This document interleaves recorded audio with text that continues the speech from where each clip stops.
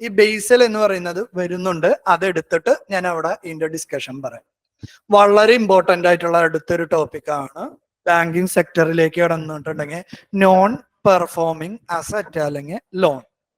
Bank ഒരു കസ്റ്റമറിന് loan കൊടുക്കാണ് കേട്ടോ. ബാങ്ക് ഒരു കസ്റ്റമറിന് ലോൺ കൊടുക്കാണ്.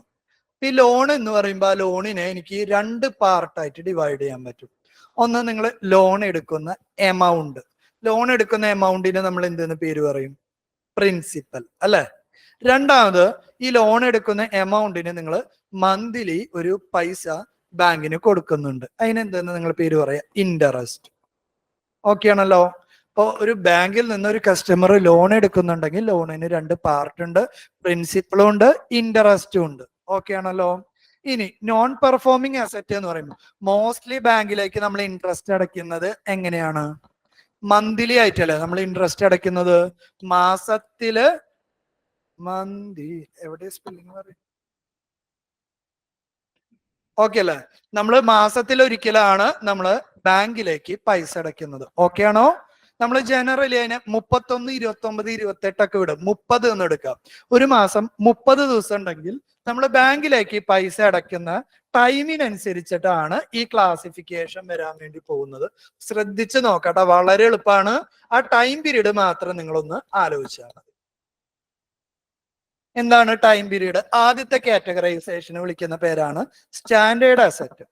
നിങ്ങളൊരു ബാങ്കിലേക്ക് പ്രിൻസിപ്പലോ ഇൻട്രസ്റ്റോ, ഞാൻ പി ബാർ ആയി എന്നിട്ടാ പോരെ, പ്രിൻസിപ്പൽ അല്ലെങ്കിൽ നിങ്ങൾ ഇൻട്രസ്റ്റ് അടയ്ക്കുന്നത് ലെസ് ദാൻ 30 ഡേയ്സ് അല്ലെങ്കിൽ 0 to 30 ഡേയ്സിൽ നിങ്ങൾ കൃത്യമായി പ്രിൻസിപ്പളോ അല്ലെങ്കിൽ ഇൻട്രസ്റ്റോ തിരിച്ചടയ്ക്കുന്ന ഒരാളാണെങ്കിൽ നിങ്ങളുടെ ലോണിനെ എന്തെന്ന് പേര് വിളിക്കും? സ്റ്റാൻഡേർഡ് അസറ്റ് എന്ന് പേര് വിളിക്കും.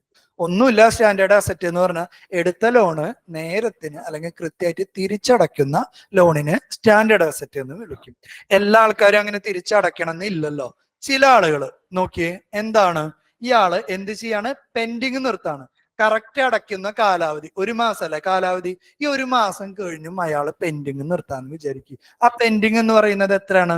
0ക്കും 30നും ഇടയിലാണെങ്കിൽ. നിങ്ങളിപ്പോ ലോൺ എടുത്തു ഈ മാസം 1-ാം തീയതി, അതിന്റെ ആദ്യത്തെ അടവ് എപ്പോഴാ വരാം? അടുത്ത മാസം 1-ാം തീയതി. ആ 1-ാം തീയതി തന്നെ കറക്റ്റ് അടയ്ക്കുന്ന ആളാണെങ്കിൽ അയാളെ ഞാൻ എന്തെന്ന് പേര് വിളിക്കും? സ്റ്റാൻഡേർഡ് അസറ്റ് എന്ന് വിളിക്കും. ഈ 1-ാം തീയതി കഴിഞ്ഞിട്ട് പിന്നെയും പെൻഡിങ് നിർത്തുന്ന ആൾക്കാരെ നമ്മൾ പതുക്കെ പുതിയൊരു പേര് വിളിക്കാൻ പോവാണ്, സ്പെഷ്യൽ മെൻഷൻ അക്കൗണ്ട്. പ്രശ്നക്കാരൻ. Special mention account. ഈ സ്പെഷ്യൽ മെൻഷൻ അക്കൗണ്ടിനെ വീണ്ടും 3ആയിട്ട് ഡിവൈഡ് ചെയ്തു. SMA 0. സ്പെഷ്യൽ മെൻഷന്റെ അക്കൗണ്ട് 0, വലിയ പ്രശ്നക്കാരനല്ല. ഒന്നും കൂടി പ്രശ്നക്കാരൻ, സ്പെഷ്യൽ മെൻഷൻ അക്കൗണ്ട് 1. ഒന്നും കൂടി പ്രശ്നമുള്ള ആള്, സ്പെഷ്യൽ മെൻഷൻ അക്കൗണ്ട് 2. ഓക്കെ ആണല്ലോ. സ്പെഷ്യൽ മെൻഷൻ അക്കൗണ്ട് 0 എന്ന് പറഞ്ഞാൽ if the principal or interest is due. Due എന്ന് പറഞ്ഞ എന്താ? തിരിച്ചടയ്ക്കാതിരിക്കുക അല്ലെ. If the principal or interest is due for 0 to 30 days, it is called special mention account. If the principal or interest is due for 31 to 60 days, it is called, just time limit മാത്രം വ്യത്യാസമുള്ളൂ. 1 മാസമാണെങ്കിൽ SMA 0, 2 മാസത്തോളാണെങ്കിൽ SMA 1, 3 മാസത്തോളാണെങ്കിൽ SMA 2. 3 മാസം കഴിഞ്ഞാൽ after 90 days നിങ്ങളുടെ ലോണിനെ വിളിക്കുന്ന പേരാണ് എന്ത്? Non performing asset, NPA. Revise ചെയ്യോ ഒന്നുകൂടി. എന്താണ് സ്റ്റാൻഡേർഡ് അസറ്റ്? കൃത്യമായ സമയങ്ങളിൽ ലോണ് തിരിച്ചടയ്ക്കുന്ന ലോണിനെ വിളിക്കുന്ന പേരാണ് സ്റ്റാൻഡേർഡ് അസറ്റ്. ഒരു പ്രശ്നമില്ലാത്ത ആള്. ഇനി ലോൺ അടയ്ക്കുന്ന ഡേറ്റിൽ നിന്ന് നമ്മൾ കാൽക്കുലേറ്റ് ചെയ്യാണ്. ലോൺ അടയ്ക്കുന്ന ഡേറ്റിൽ നിന്ന് 1 മാസം വരെ തിരിച്ചടയ്ക്കാത്ത ആളെ ഞാൻ എന്തെന്ന് പേര് വിളിച്ചു? Special mention account 0, SMA 0. 2 മാസം വരെ തിരിച്ചടയ്ക്കാത്ത ആളെ ഞാൻ എന്തെന്ന് പേര് വിളിച്ചു? Special mention account 1. 3 മാസം വരെ തിരിച്ചടയ്ക്കാത്ത ആളെ ഞാൻ സ്പെഷ്യൽ മെൻഷൻ അക്കൗണ്ട് 2 എന്ന് പേര് കൊടുത്തു. 3 മാസം കഴിഞ്ഞാൽ after 90 days your loan is classified as NPA, non performing asset. Okay ആണല്ലോ. ഇനി ആഫ്റ്റർ 90 ഡേയ്സ് ഇപ്പൊ ഒരാളുടെ അക്കൗണ്ട് NPA അല്ലെങ്കിൽ നോൺ പെർഫോമിംഗ് അസറ്റ് ആയിട്ട് ഇരിക്കുകയാണ്. എത്രത്തോളം കാലം? 12 months വരെ ഒരാളുടെ അക്കൗണ്ട് NPA അല്ലെങ്കിൽ നോൺ പെർഫോമിംഗ് അസറ്റ് ആയിട്ട് എടുക്കുകയാണെങ്കിൽ അതിനെ വിളിക്കുന്ന പേരാണ് സബ് സ്റ്റാൻഡേർഡ് അസറ്റ്. ഈ 12 month കാൽക്കുലേറ്റ് ചെയ്യുന്നത് ഇവിടെ നിന്നല്ലാട്ട മക്കളെ, ശ്രദ്ധിച്ച് മനസ്സിലാക്കണം. ഈ സബ് സ്റ്റാൻഡേർഡ് അസറ്റിന്റെ അപ് ടു 12 month ക്ലാസിഫൈ ചെയ്യുന്ന എവിടെ നിന്നല്ല? ലോണ് അടയ്ക്കാത്ത ആദ്യത്തെ ദിവസത്തിൽ നിന്നല്ല, ലോൺ അടയ്ക്കാത്ത 91ാമത്തെ ദിവസത്തിൽ നിന്നാണ് ഈ 12 മാസം കാൽക്കുലേറ്റ് ചെയ്യുക. വ്യത്യാസം മനസ്സിലാക്കുക. ലോൺ അടയ്ക്കാച്ച 90 ദിവസം വരെ അവനെ ഞാൻ എന്തെന്ന് പേര് വിളിക്കില്ല? NPA എന്ന് പേര് വിളിക്കില്ല. NPA എന്ന് നിങ്ങളുടെ അക്കൗണ്ടിന് എപ്പോഴാ പേര് വീഴാ? 91ാമത്തെ ദിവസം, 91 ഡേയിൽ അല്ലെ. ആ 91 തൊട്ട് പിന്നെ ഒരു വർഷം വരെയുള്ളതിനെയാണ് എന്തെന്ന് പേര് വിളിക്കുക? Sub standard asset.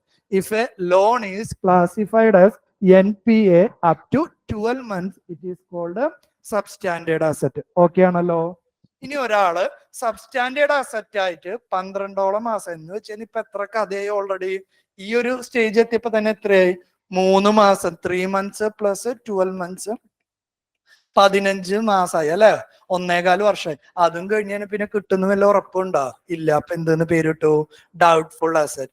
If your loan is classified as substandard for 12 months, it is called doubtful asset. ഇപ്പൊ ഡൗട്ട്ഫുൾ ആയിട്ട് ഒരു 12 മാസം കൂടി ഇരുന്നതിന് സാധനം കയ്യിൽ നിന്ന് പോയി. എന്താണ്? Loss making account. ക്ലാസിഫിക്കേഷൻ ഒന്ന് റിപ്പീറ്റ് ചെയ്യും, ഒന്ന് കൃത്യമായിട്ട് മനസ്സിലാക്കുക. എവിടെ നിന്ന്? ലോൺ എടുത്തു, നേരത്തിന് തിരിച്ചടച്ചു. തിരിച്ചടച്ച ആള് സ്റ്റാൻഡേർഡ് അസറ്റ്, ഒരു പ്രശ്നവുമില്ല. ലോണ് ഡ്യൂ ആവുന്ന ഫസ്റ്റ് ഡേ തൊട്ട് 30 ദിവസം വരെയാണെങ്കിൽ അതിന് എന്തെന്ന് പേര് വിളിക്കുക? SMA 0. 31 തൊട്ട് 60 ദിവസം വരെയാണെങ്കിൽ SMA 1. 61 തൊട്ട് 90 വരെയാണെങ്കിൽ SMA 2. ഇനി ഈ 90 കഴിഞ്ഞ് കഴിഞ്ഞാൽ അതിന് എന്തെന്ന് പേര് വിളിക്കും? 90 കഴിഞ്ഞ് അയാളെ വിളിക്കുന്ന പേരാണ് നോൺ പെർഫോമിംഗ് അസറ്റ്.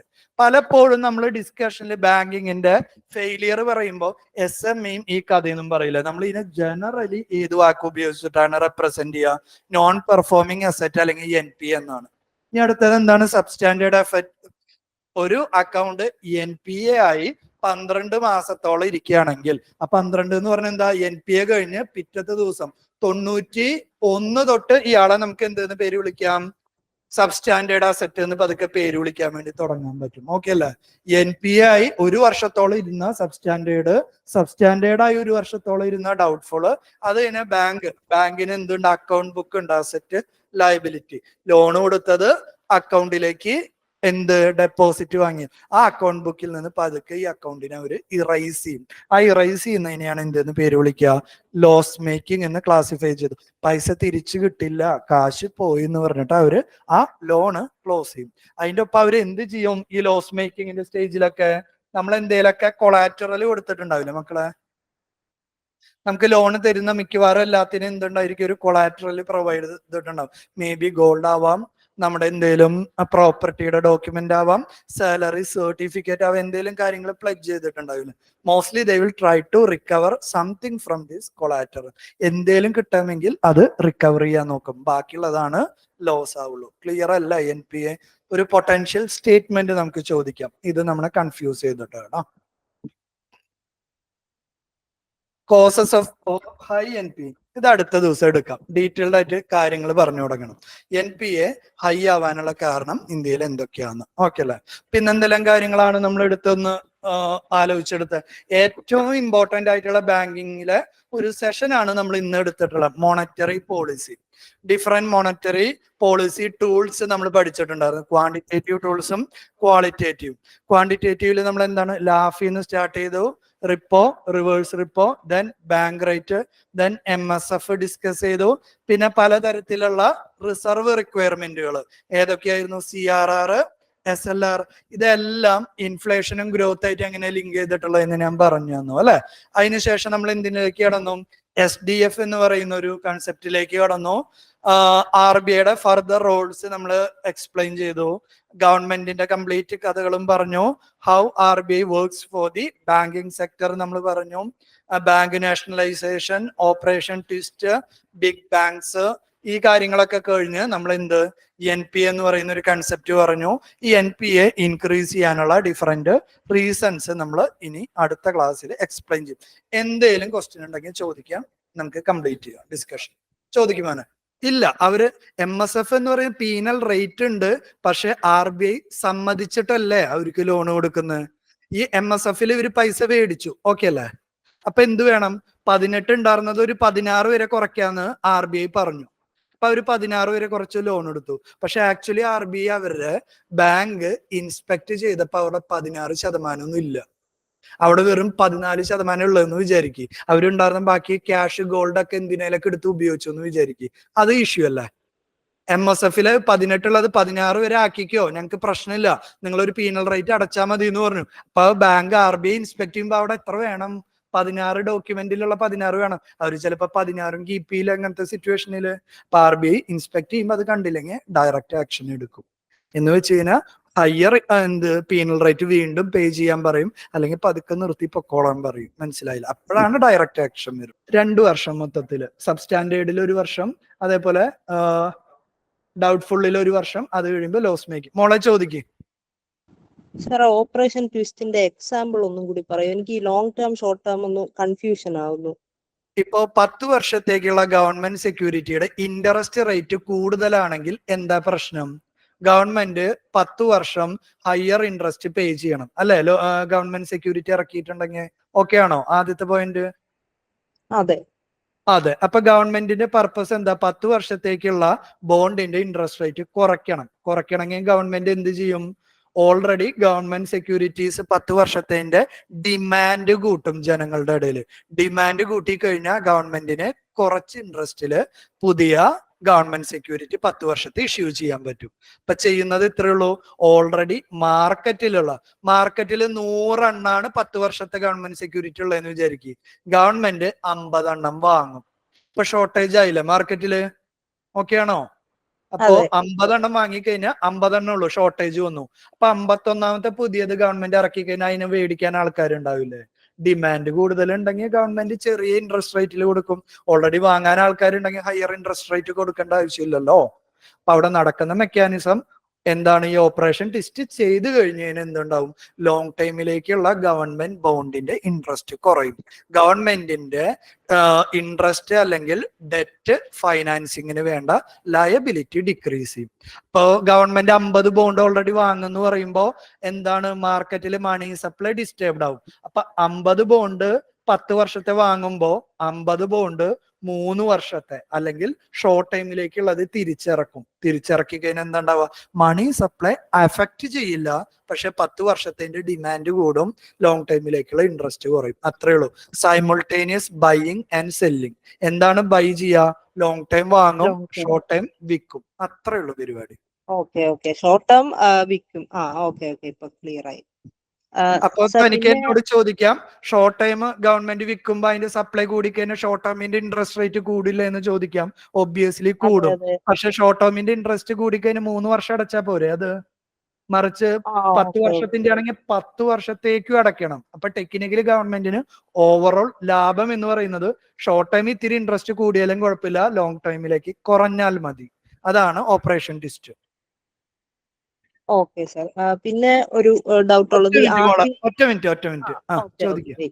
എന്ന് വെച്ച് കഴിഞ്ഞാൽ റെപ്പോ റേറ്റിനേക്കാൾ ഇപ്പൊ നമ്മൾ അതിനെ പെർസെന്റേജിലാണ് പറയാന്ന് വിചാരിക്കും. 4.5 ആണ് റിപ്പോ എങ്കിൽ അതിനേക്കാളും ഒരു 50 ബേസിസ് പോയിന്റ് എന്ന് പറയും. 50/100 0.5 അല്ലെ?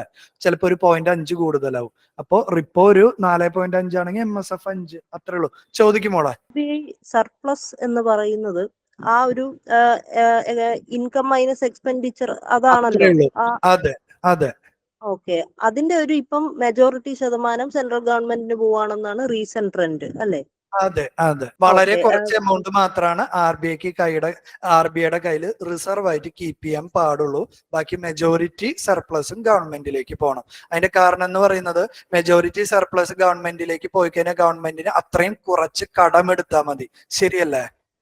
ഗവൺമെന്റിന് കുറച്ച് കടമെടുത്താൽ മതി എന്ന് പറയുമ്പോൾ നമ്മൾ സിറ്റിസൺസിന്റെ മുകളിലുള്ള ടാക്സ് ബേർഡൻ കുറവായിരിക്കും. അതാണ് അതിന്റെ ലോജിക്ക്. ഓക്കെ. Okay okay. പക്ഷെ ഇപ്പം ഈ ഒരു കസ്റ്റമേഴ്സിന് വേണ്ടിയാണല്ലോ ഈ റിസർവ് വെക്കുന്നത് അല്ലേ? ഒരു ബാങ്ക് റൺ സംഭവിച്ചാൽ ആ കസ്റ്റമേഴ്സിന് കാര്യം. മാത്രമല്ല, ഇന്ത്യയുടെ എക്കണോമിക് സ്റ്റെബിലിറ്റിക്കും കൂടി വേണ്ടിയിട്ടാണ്. ഒരു സെൻട്രൽ ബാങ്കിന്റെ കുറെ പൈസ റിസർവ് ഉണ്ട് എന്ന് പറഞ്ഞാൽ എന്ത് എമർജൻസി വന്നാലും ആ രാജ്യത്തിന് അത് ഡീൽ ചെയ്യാൻ പറ്റുന്നല്ല അർത്ഥം. So it will increase the trust of our national government. കസ്റ്റമേഴ്സിന് വേണ്ടി മാത്രമല്ല, ഇറ്റ് വിൽ improve okay the trust of the national government. Okay, okay okay. നിങ്ങളൊന്ന് ഹോൾഡ് ചെയ്യേ, സംശയം ഉണ്ടെങ്കിൽ ഒന്ന് ആ ഹോൾഡ് ചെയ്യേ. അടുത്ത ഓക്കെ ആള്. ഓക്കെ. ലാഫില് റിവേഴ്സ് റിപ്പോ റേറ്റിനേക്കാൾ റിപ്പോയാണ് കൂടുതൽ, റിവേഴ്സ് കുറവല്ലേ? അതെങ്ങനെയാന്ന് വെച്ചാൽ RBI കണ്ടക്ട് ഈ ബാങ്കിങ് ഓപ്പറേഷൻ കണ്ടക്ട് ചെയ്യുന്നത് RBIക്ക് പ്രോഫിറ്റ് ഉണ്ടാക്കാനല്ലേ. ഇപ്പൊ ഒരു സാധാരണ ബാങ്കിങ് ഓപ്പറേഷൻ എന്തിനാ ചെയ്യുന്നത്? ആ ബാങ്കിന് ലാഭം ഉണ്ടാക്കാൻ. എന്ന് വെച്ച് കഴിഞ്ഞാൽ ഒരിക്കലും ഒരു ബാങ്ക് എന്ത് ചെയ്യില്ല, ഇൻവെസ്റ്റ് ചെയ്യുന്ന തനിക്ക് ഹയർ പൈസയും ലോൺ കൊടുക്കുന്ന ആളിൽ നിന്ന് ചെറിയ പൈസയല്ലല്ലോ വാങ്ങാം. എപ്പോഴും ഒരു സാധാരണ ബാങ്ക് എന്താ ചെയ്യാ, ഞാൻ ബാങ്കിൽ ഡെപ്പോസിറ്റ് ചെയ്ത് എനിക്ക് 7% ആണെങ്കിൽ ബാങ്ക് ലോൺ കൊടുക്കുമ്പോൾ 10% മേടിക്കും. ആ ഡിഫറൻസ് 3% അല്ലേ ബാങ്കിന്റെ ലാഭം. RBI അതല്ലേ ചെയ്യാ. ബാങ്കിന് കടം കൊടുക്കുമ്പോൾ റിപ്പോ ഹയർ വാങ്ങും. ഇനി ബാങ്കിൽ നിന്ന് ഡെപ്പോസിറ്റ് മേടിക്കുമ്പോൾ കുറച്ചേ കൊടുക്കുള്ളൂ. ശരിയല്ലേ? എന്നാലല്ലേ RBIക്ക് ലാഭമുള്ളൂ. മനസ്സിലായോ? ഒന്നും കൂടി റിപ്പീറ്റ് ചെയ്യാം. ഇങ്ങോട്ട് നോക്കുമോളെ. റിവേഴ്സ് റിപ്പോ എന്താ പറയും? റിപ്പോ എന്താ? ബാങ്കിന് കടം കൊടുക്കുന്നത്. RBIക്ക് ലാഭം ഉണ്ടാക്കണമെങ്കിൽ ബാങ്കിന് കടം കൊടുക്കുമ്പോൾ ഹയർ ഇൻട്രസ്റ്റ് വേണ്ടേ? റിവേഴ്സ് എന്താ? ബാങ്ക് RBIക്ക് പൈസ കൊടുക്കുന്നത്. RBI ബാങ്കിൽ നിന്ന് കാശ് ഡെപ്പോസിറ്റ് എടുക്കുമ്പോ ആദ്യം മേടിച്ചതിനൊക്കെ കൂടുതൽ കൊടുത്തതിന് RBIക്ക് നഷ്ടമല്ലേ ഉണ്ടാവുള്ളൂ, ലാഭം ഉണ്ടാവില്ലല്ലോ. RBIക്ക് ലാഭം ഉണ്ടാവണമെങ്കിൽ എന്ത് വേണം? ബാങ്കിന് കടം കൊടുക്കുമ്പോ ഹൈ, ബാങ്കിൽ നിന്ന് പൈസ എടുക്കുമ്പോ ലോ. കറക്റ്റ് അല്ല? മോള് ചിന്തിക്കുന്നത് ബാങ്കിന്റെ ടൈമില്, ഞാൻ പറയുന്നത് RBIയുടെ ടൈമില്. RBI ലാഭം ഉണ്ടാക്കാനാ. RBI ബാങ്കിനെ നന്നാക്കാനല്ല ഇത് ചെയ്യുന്നത്, RBIക്ക് പ്രോഫിറ്റ് ജനറേറ്റ് ചെയ്യാൻ. ഓക്കെ അല്ലേ? ചോദിക്കുവാനും means after 90 days it is generally called NPA. Generally called NPA. Even after 90 days we will start with the substandard asset also. Okay, ചോദിക്കും. അതായത് ഈ ഡൗട്ട്ഫുൾ അസറ്റ് ആയി കഴിഞ്ഞിട്ട് ലോസ് മേക്കിങ്ങിലോട്ട് പോകാൻ എന്തെങ്കിലും ടൈം പീരീഡ് ഉണ്ടോ? ഉണ്ടല്ലോ. ഡൗട്ട്ഫുൾ ആയിട്ട് 12 മാസം ഇരുന്ന് കഴിഞ്ഞാൽ 1 ഇയർ, ഡൗട്ട്ഫുൾ ആയിട്ട് 1 ഇയർ കഴിഞ്ഞാലാണ് അതിനെ ലോസ് മേക്കിംഗ് ആയിട്ട് അക്കൗണ്ടിൽ, ബാങ്കിങ് അക്കൗണ്ടിൽ അതിനെ കാണിക്കുക. എന്ന് വെച്ച് കഴിഞ്ഞാൽ NPA ആയി മൊത്തത്തിൽ 2 വർഷം കഴിഞ്ഞാലാണ് അതിനെ എന്തെന്ന് വിളിക്കാൻ വേണ്ടി പറ്റുള്ളൂ? ലോസ് മേക്കിംഗ് എന്ന് പറയാം. തുടക്കം തൊട്ട് എടുക്കുകയാണെങ്കിൽ 2 വർഷം പ്ലസ് 3 മാസം. ഒരാൾ പൈസ അടയ്ക്കാണ്ട് 2 വർഷം പ്ലസ് 3 മാസം ടോട്ടൽ ടൈം പീരീഡ് കഴിയുമ്പോൾ അതെന്തായിട്ട് മാറും? ലോസ് മേക്കിംഗ് ആയിട്ട് ക്ലാസിഫൈ ചെയ്യും. ഓക്കെ അല്ലേ? അതായത് NPA എന്ന് പറയുന്നതിന് ശരിക്കും ഇനിയിപ്പം ഈ ലോൺ അടയ്ക്കാൻ പറ്റാത്തതിന്റെ ഒരു കാര്യം എന്ന രീതിയിലല്ലേ നമ്മളത് മനസ്സിലാക്കേണ്ടത്? അതായത് ഈ സാർ അതെ. ഇപ്പൊ ഇനി അടുത്ത ക്ലാസ്സിൽ കോസസ് പറയുമ്പോൾ ലോൺ തിരിച്ചടയ്ക്കാൻ പറ്റാത്തത് എന്തുകൊണ്ട് എന്നൊരു ആംഗിളിലല്ലേ? ലോണ് തിരിച്ചടയ്ക്കാൻ പറ്റാത്തത് എന്തുകൊണ്ടല്ല, എന്തുകൊണ്ടാണ് ഇവരൊന്നും ലോണ് തിരിച്ചടയ്ക്കാതിരിക്കുന്നത്? ഇത് കസ്റ്റമർ സൈഡിലത്തെ പ്രശ്നം തന്നെ ആവണമെന്നില്ലല്ലോ. ഇത് ആ ബാങ്കിന്റെ ഇഷ്യൂ ആയിക്കോട്ടെ. ഒരാൾക്ക് അങ്ങനെ. കാശ് കൊടുത്താൽ ലോണ് കിട്ടില്ല എന്ന് ഉറപ്പാണ്. അയാൾക്ക് ബാങ്ക് ലോൺ കൊടുത്തിട്ടുണ്ടെങ്കിൽ ഒബ്വിയസ്ലി അത് ഭാവിയിൽ തിരിച്ചു കിട്ടില്ല എന്നുള്ള പ്രശ്നമല്ലേ. ബാങ്കിന്റെ അതെ. ഫോൾട്ടി ഓപ്പറേഷൻസ് അതിന് കാരണമാവും. അത് നമ്മൾ അടുത്ത ക്ലാസ്സിൽ എടുക്കും കേട്ടോ. കൺക്ലൂഡ് ചെയ്യാണ്. Thank you. Okay sir, thank you.